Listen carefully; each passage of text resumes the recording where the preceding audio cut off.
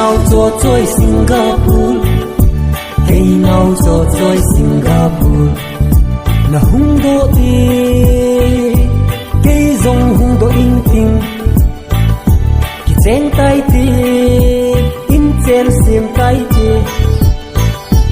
Mei hol bol thei ham, kani mei bol thei ham. Koi ham achanga, samang zal zal ding. Koi ham achanga, phal bi do do ding. Mi upa kahi wangin kisong lal o. Mi upa adam zo hi. Numei hon apui mang bove.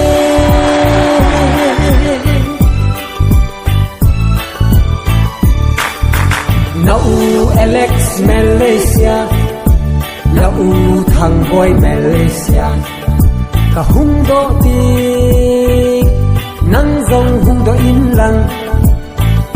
Ki cheng tai ti, in chen sim tai ti. Business bol thei ham, company na to thei ham. Koi ham achanga, samang zal zal ding. Koi ham achanga, phal bi do do ding. Mi upa kahi wangin kisong lal o. Mi upa adam zo hi. Numei hon apui mang bove.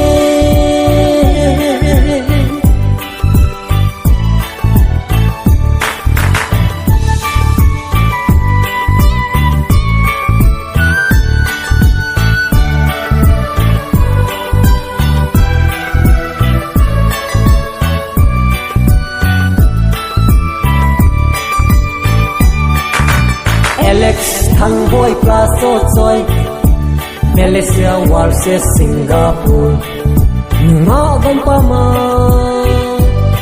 company na tong ho ni hon dem zong le ken wang ka dem pun khusunga ho zong akitu de ko ve koi ham achanga samang zal zal ding. Koi ham achanga, phal bi do do ding. Mi upa kahi wangin kisong lal o.